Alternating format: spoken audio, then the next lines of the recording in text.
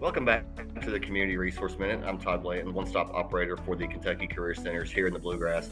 On today's edition, we have with us Amanda Dube with the Habitat for Humanity for Madison and Clark County. So, Amanda, welcome on to the Community Resource Minute. We're glad to have you. Thank you. It's great to be here.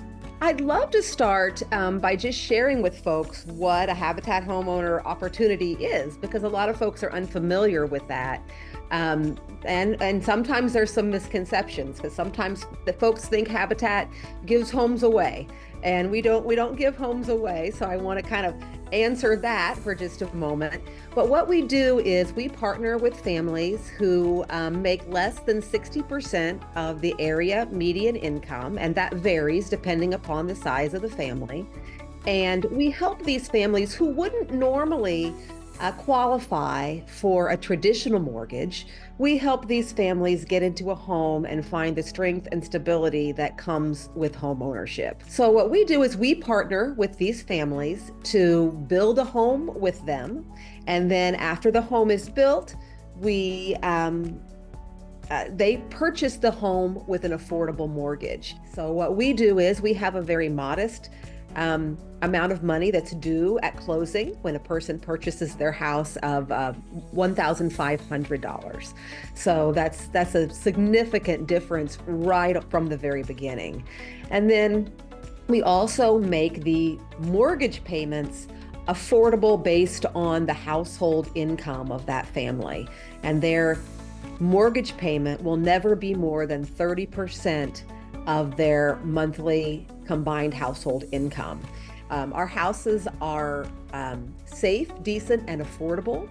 We don't build custom homes, but there are things with our homes, elements of our homes that our families are able to choose. Their siding and their flooring and their paint color on their walls and their cabinetry, those types of things, the shingles on their roofs, all those types of things they're able to choose for themselves. So again, not custom built, but safe, decent, affordable, and some choices along the way. They also will work alongside our volunteers to help actually build this home. And that creates a great sense of community for the folks who are for the partner families that are going to be going in those homes. They have a lot of folks rallying around them throughout that process while they're building. We work with families. We don't expect perfect credit scores, but we do work with families to take care of some problem areas that they might have before they go into their home.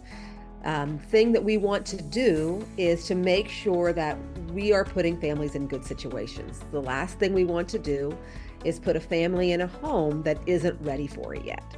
So sometimes when folks apply, we'll take a look at their income, and their income might be well within limits, but when you look at their credit, they have some challenges going on there because they've taken some hits, and things aren't necessarily a great position for them to be successful in the future. And so we'll take those families and we'll say, let's work on these things. We have partners community partners in the area that work with us to help those families repair their credit. So there's a lot of fine details involved in the requirements for habitat home ownership, and I can't list them all here because it could get very tedious. But if they take a look at our website, that would be the best source of how to find that information about the qualifications. One last thing is there's a maximum amount of money that a household can make.